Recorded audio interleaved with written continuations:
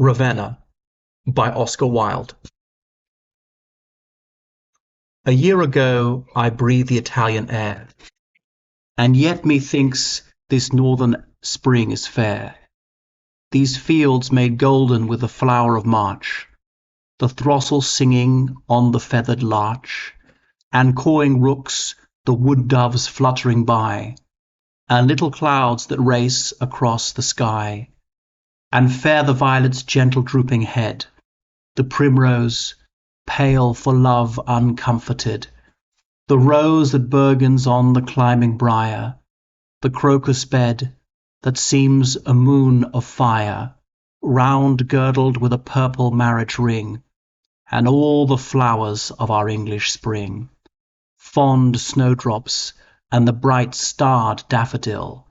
Up starts the lark beside the murmuring mill, and breaks the gossamer threads of early dew.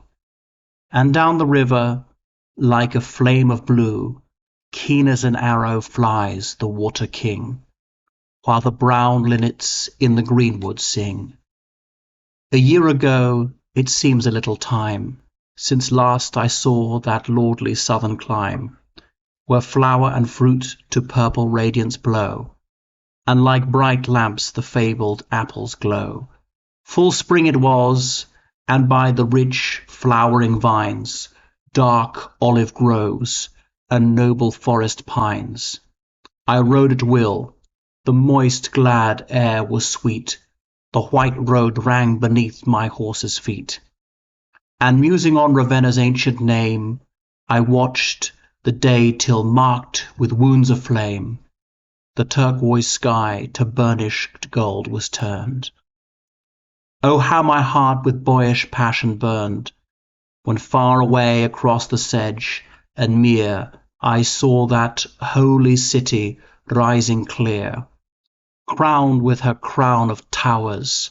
On and on I galloped, racing with the setting sun, and ere the crimson afterglow was past, I stood within Ravenna's walls at last.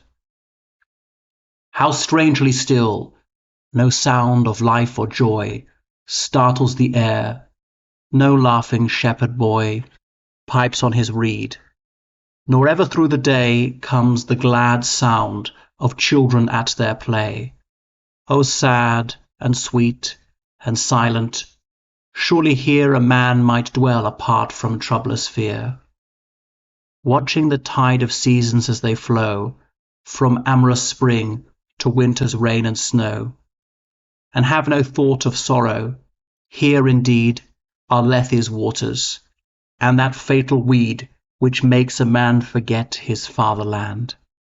Aye, amid lotus meadows dost thou stand, like Proserpine, with poppy-laden head, guarding the holy ashes of the dead. For though thy brood of warrior sons hath ceased, thy noble dead are with thee.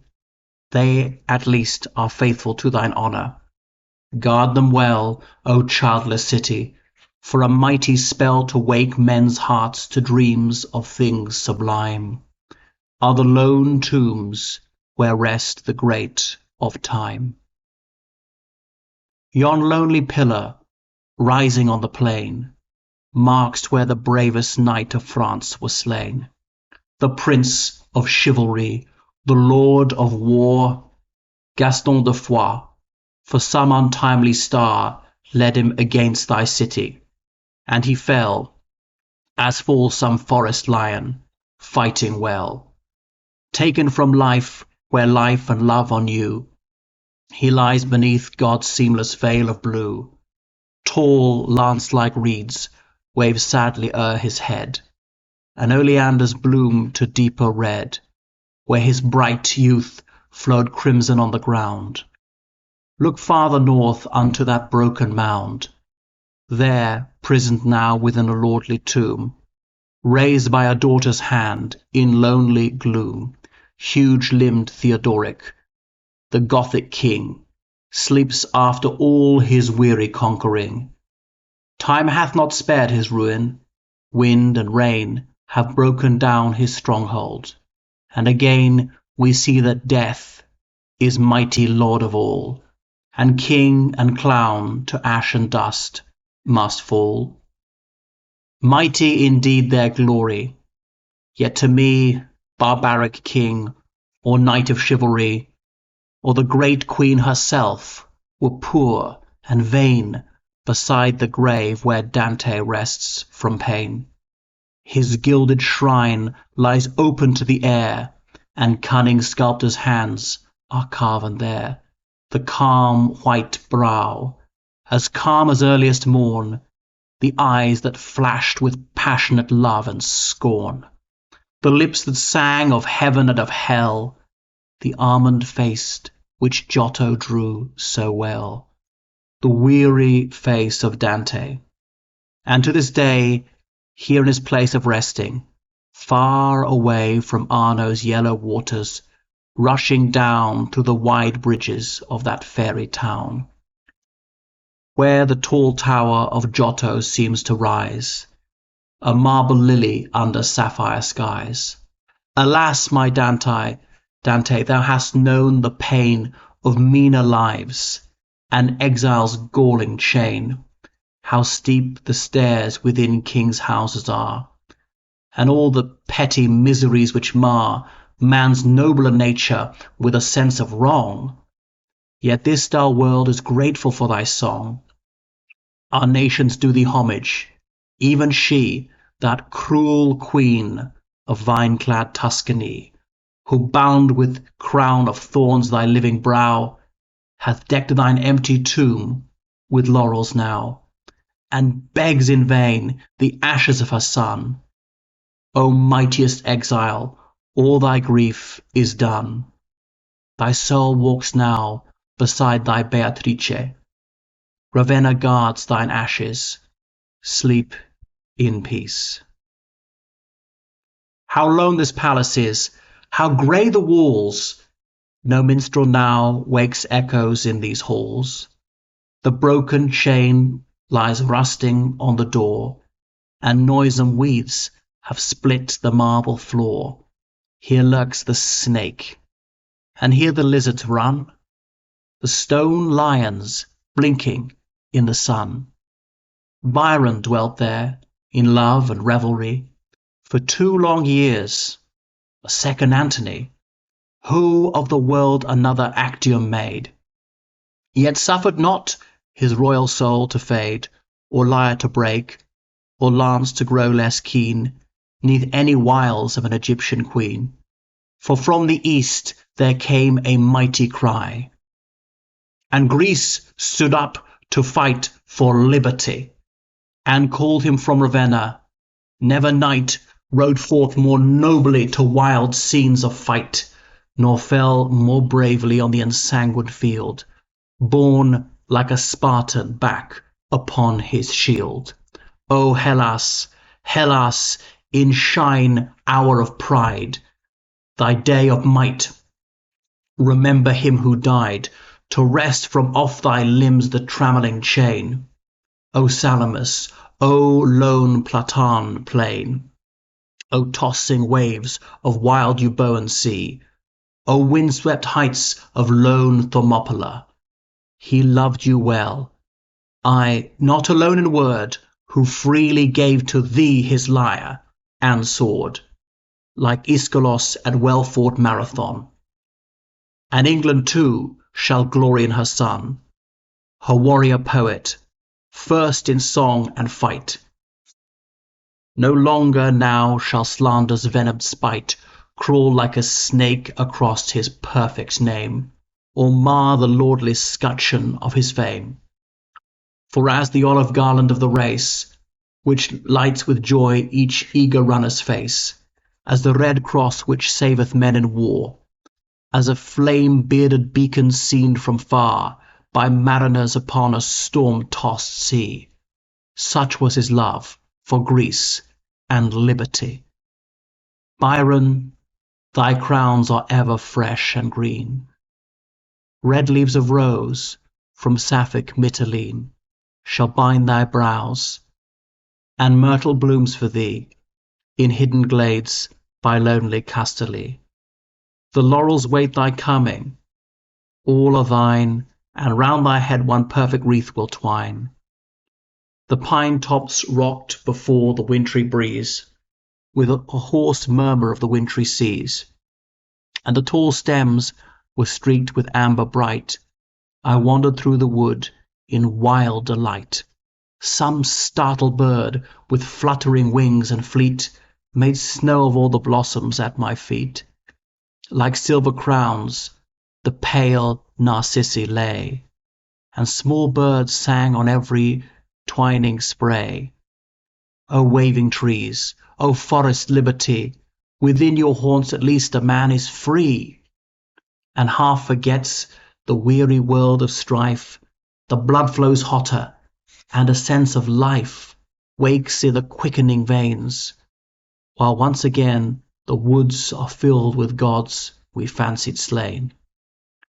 Long time I watched, and surely hoped to see some goat-foot Pan make merry minstrelsy amid the reeds, some startled dryad maid in girlish flight, or lurking in the glade, the soft brown limbs, the wanton treacherous face of woodland god.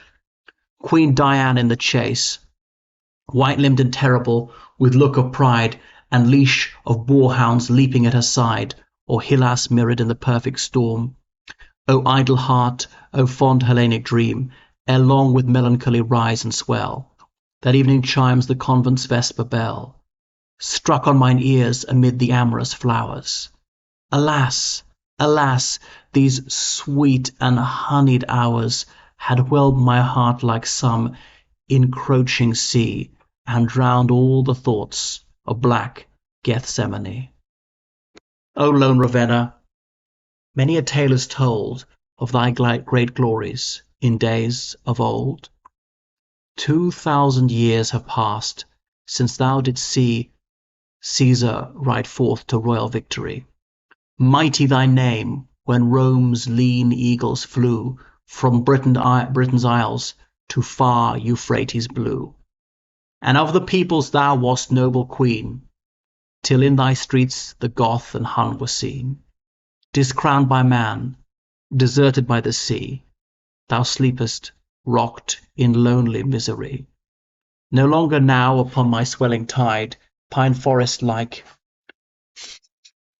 thy myriad galleys ride, for where the brass-beaked ships were wont to float, the weary shepherd pipes his mournful note, and the white sheep are free to come and go, with Adria's purple waters used to flow. O fair, O sad, O queen uncomforted, in ruined loveliness thou liest dead, alone of all thy sisters, for at last Italia's royal warrior hath passed Rome's lordliest entrance, and hath worn his crown in the high temples of the eternal town. The Palatine hath welcomed back her king, and with his name these 7 mountains ring. And Naples hath outlived her dream of pain, and mocks her tyrant. Venice lives again, new risen from the waters, and the cry of light and truth, of love and liberty, is heard in lordly Genoa, and where the marble spires of Milan wound the air, rings from the Alps to Sicilian shore, and Dante's dream is now a dream no more.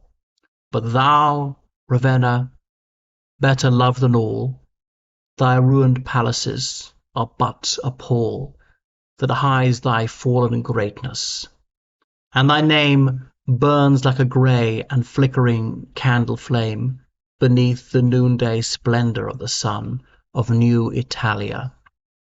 For the night is done, the dark night of oppression, and the day hath dawned in passionate splendour.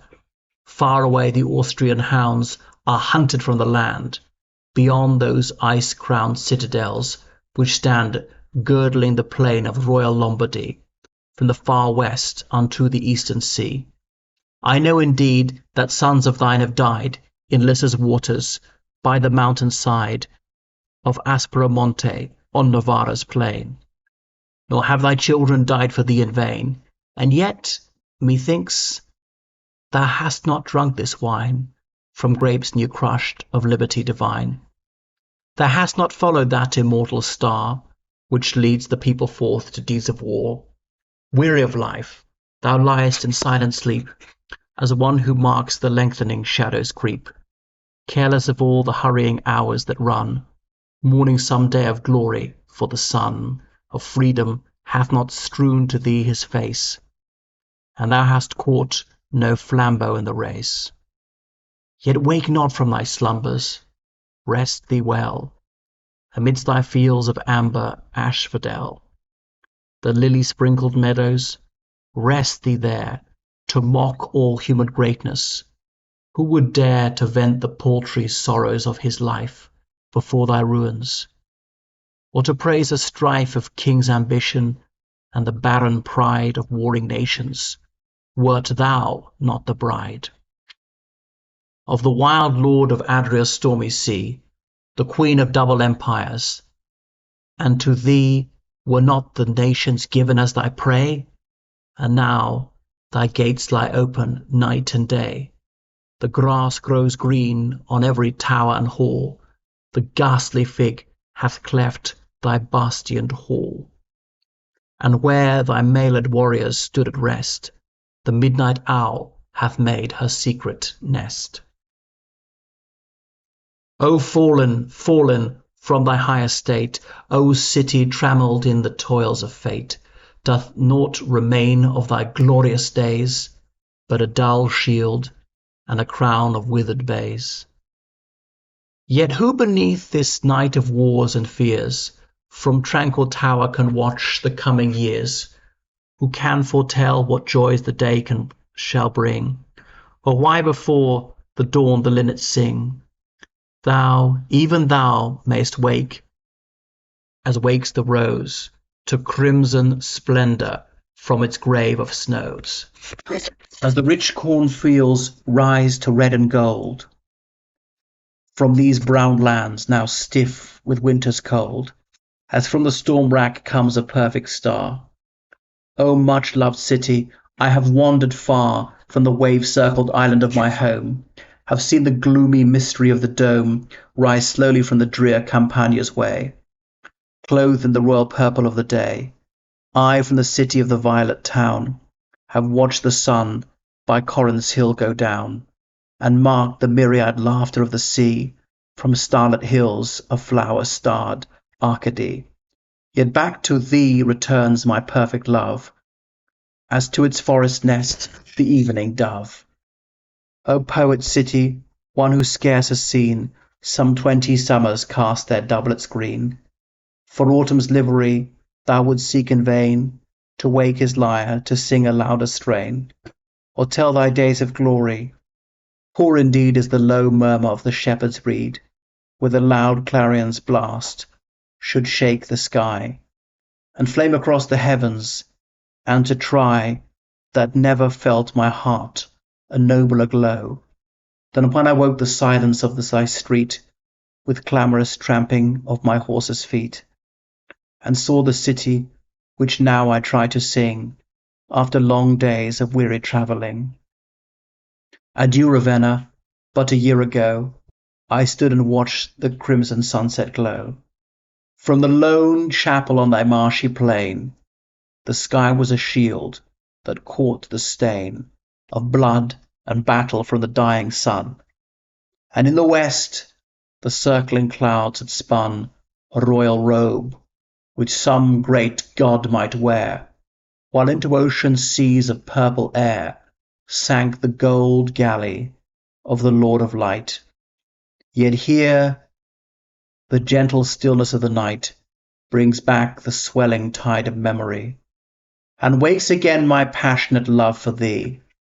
Now is the spring of love, yet soon will come on meadow and tree the summer's lordly bloom, and soon the grass with brighter flowers will blow, and send up lilies for some boy to mow. Then before long the summer's conqueror, rich autumn time, the season's usurer, will lend his hoarded gold to all the trees, and see it scattered by the spendthrift breeze. And after the winter cold and drear, so runs the perfect cycle of the year. And so from youth to manhood do we go, and fall to weary days at locks of snow. Love only knows no winter, never dies, nor cares for frowning storms or leaden skies. And mine for thee shall never pass away, though my weak lips may falter in my lay. Adieu, adieu, yon silent evening star, the night's ambassador, cloth gleam afar, and bid the shepherd bring his flocks to fold. Perchance before our island seas of gold are garnered by the reapers into sheaves. Perchance before I see the autumn leaves, I may behold thy city, and lay down, low at thy feet, the poet's laurel crown. Adieu, adieu, yon silver lamp, the moon, which turns our midnight into perfect noon, doth surely light thy towers, and guarding well where Dante sleeps, and where Byron loved to dwell.